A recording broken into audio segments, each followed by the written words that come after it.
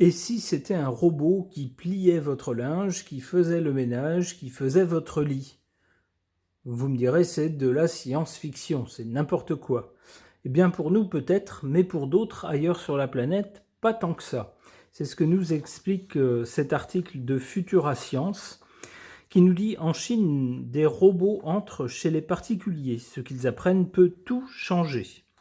Pendant qu'un agent d'entretien récure le sol d'un grand appartement, un robot blanc de forme humaine, monté sur roulette et équipé de caméras, tente de repérer les objets à ranger.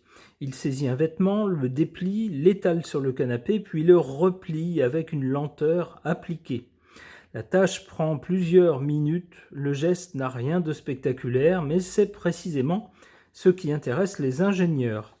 En Chine, la robotique humanoïde entre peu à peu dans le quotidien des particuliers.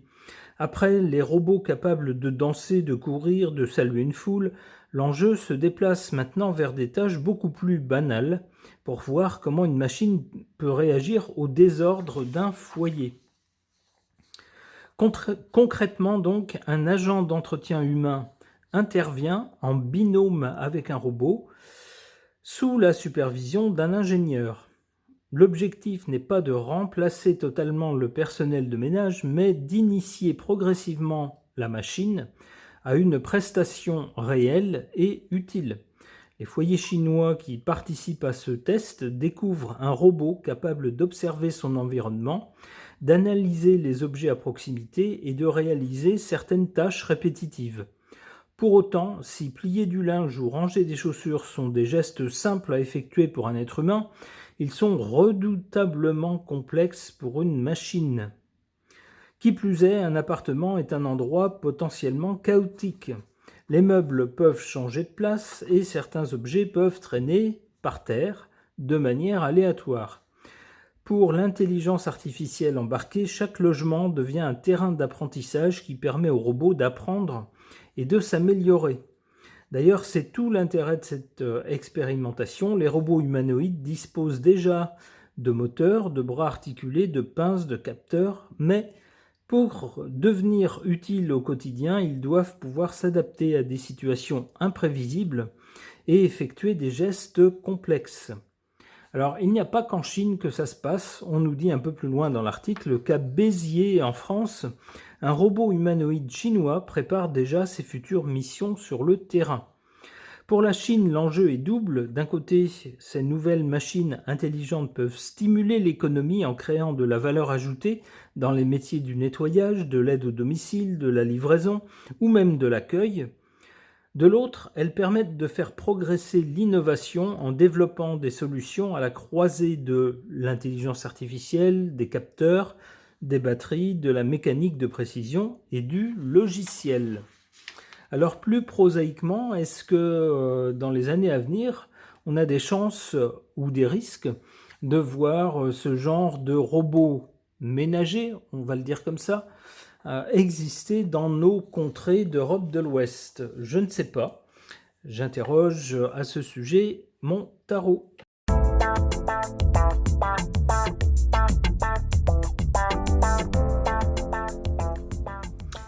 Ce que ces cartes suggèrent par rapport à ce sujet.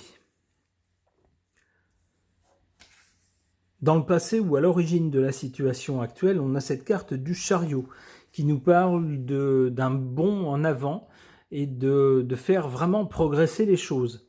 On le voit avec cet article, en Chine, on ne se contente pas, comme disait l'article, de faire parader sur une vidéo un robot qui chante ou qui danse. On s'en fiche, ça sert à rien. Alors c'est spectaculaire si vous voulez, mais dans la vie réelle, dans la vie pratique, ça sert à rien. Un robot qui danse, ça nous avance à rien. Eh bien, la Chine entend bien, elle, rendre ses robots intéressants et productifs en leur apprenant à faire des tâches ménagères. Elle les met carrément dans le bain en les couplant avec un être humain pour que ces robots apprennent dans des situations donc de tâches ménagères chez des particuliers.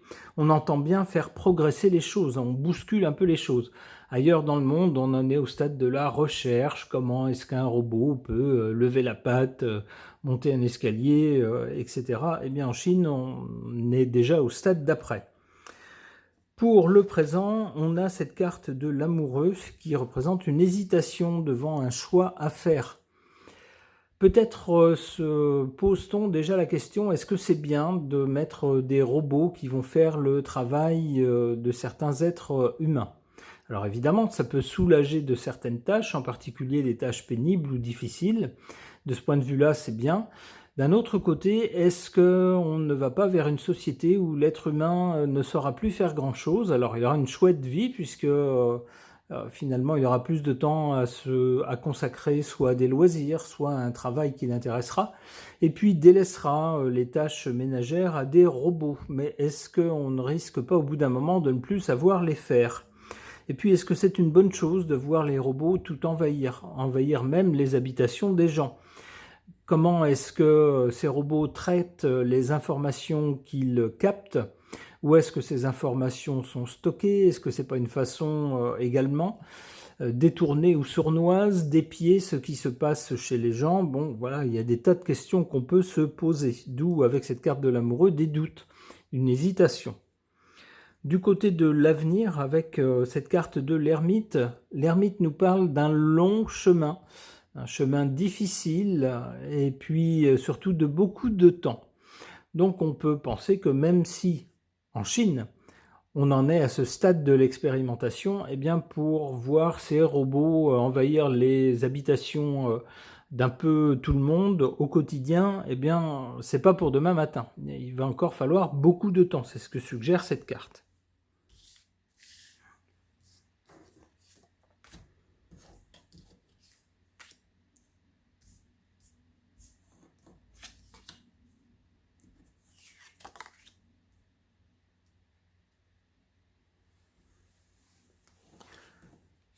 En carte favorable, la Lune. La Lune nous parle de rêves, de fantasmes, de choses incertaines. Ici, elle est en position favorable. On peut penser que beaucoup de gens se disent « Waouh, c'est chouette, moi j'aime pas faire la vaisselle, moi j'aime pas repasser, j'aime pas faire le ménage. » Eh bien voilà, si on peut avoir un robot qui coûte pas trop cher, ou alors le louer pour, je sais pas, quelques heures par semaine. Chouette, chouette, chouette, je ne ferai plus tous ces trucs-là rébarbatifs qui ne me plaisent pas. Et puis, au lieu de cela, je pourrais lire un bouquin, je pourrais dormir une heure de plus, je pourrais faire autre chose. Des choses qui m'intéressent beaucoup plus. En carte défavorable, on a cette carte sans nom qui marque la fin de quelque chose qui s'arrête. Alors ça peut être deux choses, j'y vois deux interprétations possibles ici puisque c'est en position défavorable. Soit ces robots ne seront finalement pas satisfaisants, incapables d'apprendre, incapables de reconnaître un environnement qui a un peu changé ou telle chose n'est plus à la même place. Et puis finalement on se dira bon finalement non, ils sont pas capables d'apprendre correctement, de faire les choses correctement, on arrête là. Ça pourrait être ça. Une autre interprétation, ça pourrait être que, au contraire, ces robots apprendraient tellement bien que malheureusement leur succès ferait que très vite, dans les populations, on apprendrait à ne plus faire les tâches ménagères, on délèguerait tout ça aux robots. Et puis finalement, le jour où le robot est en panne, on ne sait plus rien faire.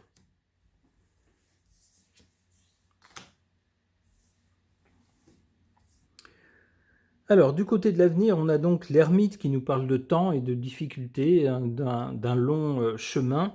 Et puis ensuite, on a l'empereur. L'empereur, c'est d'une certaine façon détenir le pouvoir et la souveraineté. L'article nous parle un peu de ça. Il nous dit que ces expériences qui sont faites sur ces robots ménagers n'ont pas qu'un intérêt pour les populations et puis pour la science, mais également pour le prestige et l'image de la Chine, qui peut se positionner en pays leader de toutes ces technologies et de tous ces robots à l'avenir, prendre un avantage sur les autres pays qui sont intéressés ou qui sont en position de s'intéresser à ces technologies. Bon, eh bien la Maison Dieu suggère un événement violent, inattendu et pas forcément très favorable à l'avenir. Alors, se pourrait-il que, une fois que ces robots seront devenus un peu plus populaires, un peu plus répandus, il y ait par exemple un événement malheureux qui se produise? C'est ce que je pourrais voir avec cette carte-là, ça pourrait être ça. Ou ça pourrait être un événement qui va toucher la souveraineté de la Chine, par exemple, et puis qui la fasse chuter dans ce domaine. Ça pourrait être ça aussi. Difficile de savoir laquelle des deux interprétations est la bonne. Ok. Concernant l'avancée technologique de la Chine en matière de robots ménagers, avec la Chine qui s'efforce de mettre ses robots dans des situations réelles, assistées d'êtres humains, pour tenter de leur faire apprendre des choses, les aider à apprendre à se débrouiller seuls dans un environnement où les choses ne sont pas tout le temps rangées comme il faudrait, ne sont pas toujours au même endroit. Eh bien, que peuvent faire ces robots? Eh bien, la Chine s'efforce de leur apprendre à se débrouiller. Est-ce que ça va fonctionner ou pas? Quel est l'avenir de ce genre de technologie? J'interroge mon oracle le Normand.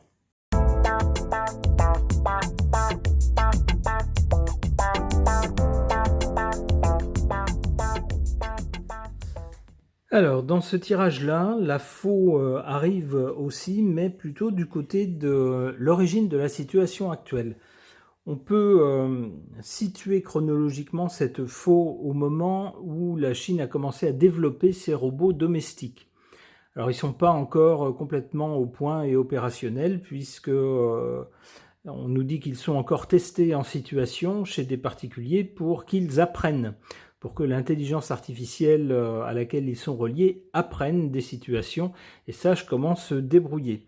Eh bien, ça marque une rupture avec ce qu'on a connu jusqu'à présent. Jusqu'à présent, soit c'était les gens qui faisaient eux-mêmes leur ménage, ou qui payaient un autre être humain pour faire le ménage. Mais on n'avait encore jamais vu des robots le faire à leur place. D'où cette rupture radicale avec l'ère antérieure.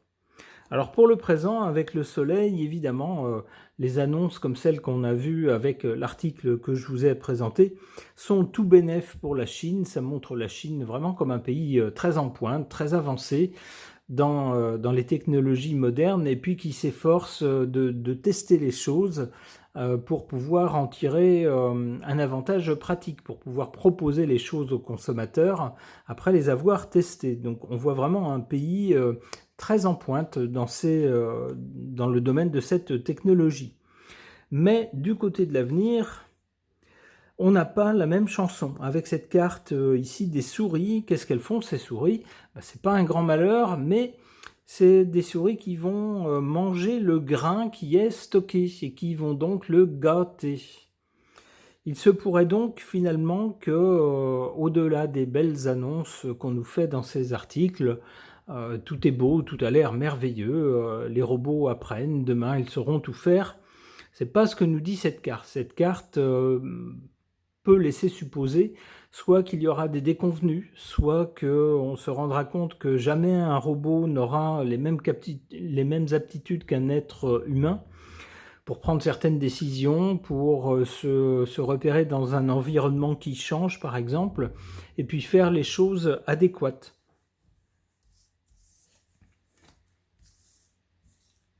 Donc en quelque sorte, cette carte ici des souris met un bémol au bel enthousiasme qu'on pourrait avoir au présent.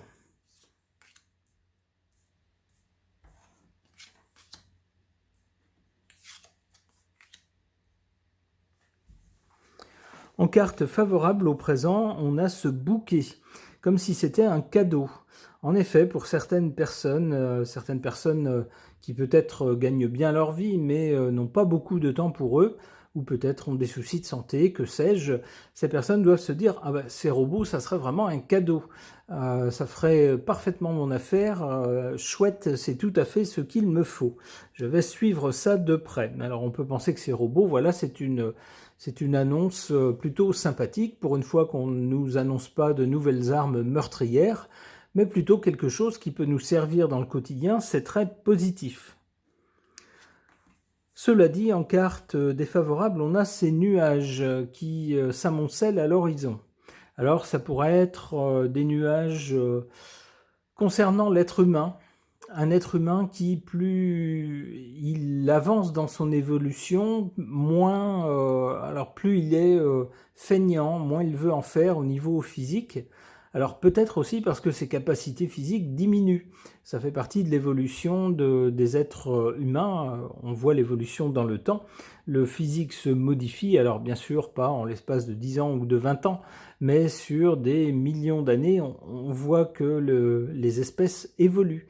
Peut-être que l'être humain, au fur et à mesure qu'il se crée des outils pour se rendre la vie plus facile, eh bien, a un physique qui peut-être n'évolue pas dans le sens d'un physique plus fort ou plus capable. Ça peut être ça. Alors, d'autres nuages, ça pourrait être au sujet de ces robots eux-mêmes. Que se passe-t-il le jour où l'un de ces robots, pour une raison X ou Y, perd la tête, entre guillemets, et se met à faire n'importe quoi, se met à déchirer les vêtements, se met à casser les vitres, se met à, je ne sais pas, faire des choses dommageables parce qu'il est déréglé, parce qu'il y a un problème dans sa programmation. Ça, on ne nous en parle pas, mais peut-être que c'est un cas qui, un jour ou l'autre, surviendra.